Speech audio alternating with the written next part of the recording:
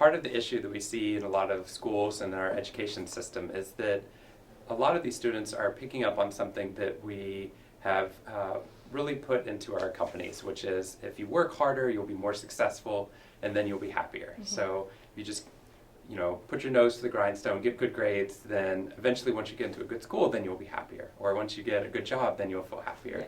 Yeah. The problem is that formula, I think, actually decreases our brain's potential. It decreases our ability to respond and adapt to the world, and actually lowers not only our happiness levels, but our success levels.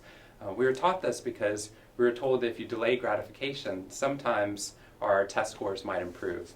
But really, that's delaying pleasure. What we're really interested in is how in the moment can we reverse the formula? How do we make it so that we feel that we can cultivate happiness in the present through our educational practices, through the ways that we teach positive habits, even through our mindset?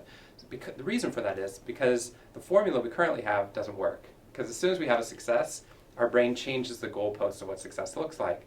And then we don't actually get the happiness we were promised. And it keeps going and going, and there's no end to it, right? As soon as you get a good job, as soon as you retire, as soon as you hit your sales targets. So what we really want to do from very early on is to teach students, teach children a different formula. And that formula is, if you cultivate happiness in the present, if you're connecting and creating deep social support with your friends, if you cultivate optimism, if you change the way you view stress, from stress as a threat to stress as a challenge, it turns out the formula actually works. We can raise your levels of success, but your happiness levels will remain the same. If we raise your levels of happiness first, we can really see what the human brain is capable of.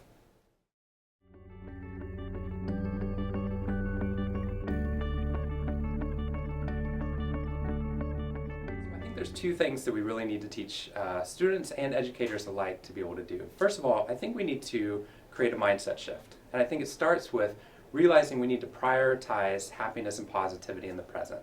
Once we realize that we need to create that, instead of thinking, oh, as soon as I get a good grade, then we can start talking about happiness. If we can start doing it in the present moment, what happens is you start to get a shift where people are not focused on being reactive to whatever workload is coming in, whatever papers they have to be working on, whatever stresses they're feeling at school. They're actually changing where their brain is focused. And their brain is focused on, how do I move forward? How do I connect with other people? Which actually raises our test scores and our success rates.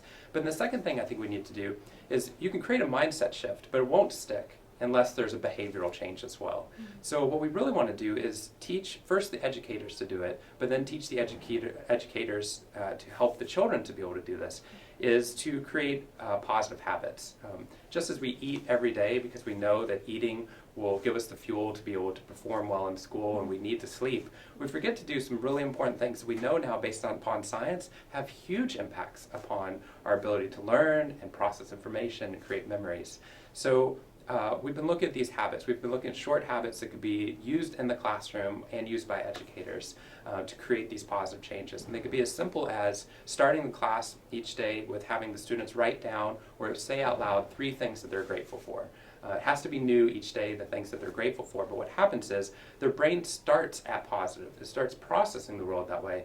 But however your brain starts, your brain actually gets stuck. So as they go and look at their work, their brain is thinking about the strengths that they have, the optimism levels they have, what is actually going to move them forward.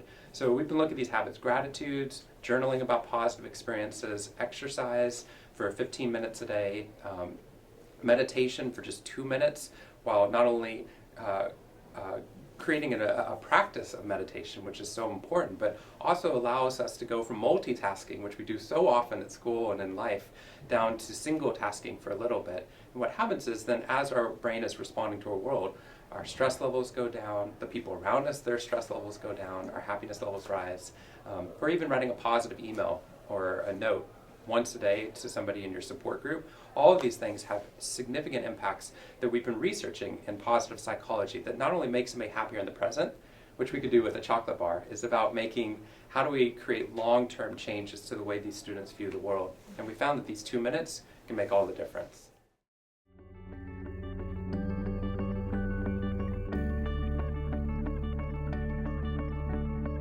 Parents have a unique role, because when I talk to educators, they oftentimes tell me that they're doing the right thing, but they just need the parents to get on the same wavelength. And when I talk to parents, they were like, we've been doing all this stuff at home, we just need the educators to get on the same wavelength. What I would like is to have everyone on the same page. I like to expose them all to these discoveries in positive psychology that show that happiness is actually an extraordinary advantage for these students if we cultivate in the present. But oftentimes for parents, we think, I'll be out speaking to a company and the parents will be like, oh, I can't wait to do some of these habits with my kids, to get my kids to do these 3 gratitudes each day. So when we go to sleep at night, I'm going to make them say 3 things they're grateful for. Something that would be even more helpful is that the parent modeled it, right? So instead of the child just doing the 3 things they're grateful for, the parent starts by showing, hey, this is so important to me that every time I have dinner with you, I'm going to tell you 3 things I'm grateful for. Or when we go to sleep at night, I'm going to tell you 3 things that are important about this day. We know from the research that we can actually literally rewire parts of the brain to become more optimistic if we practice this for long enough periods of time. What we really want is the parents to not only get their children to do some of these positive habits, the gratitudes around the dinner table, the writing a positive note each day to somebody you know, doing meditation for 2 minutes a day, doing exercise, going a walk as a family. What we really want is not only for them to teach the habits, but them to model the habits. And when we found that, you get not only everyone in the family getting on the same wavelength, but you actually get a cascade where the positivity of one makes it easier for the other person to become more positive. As the parent becomes more peaceful and calm and positive and compassionate, it's easier for the child to respond and to do these things as well. So what I would love to see is that if we got the teachers, the educators, and the students all doing the same positive habits and believing that positivity is important in the present, what we'd see is a very different future, I believe.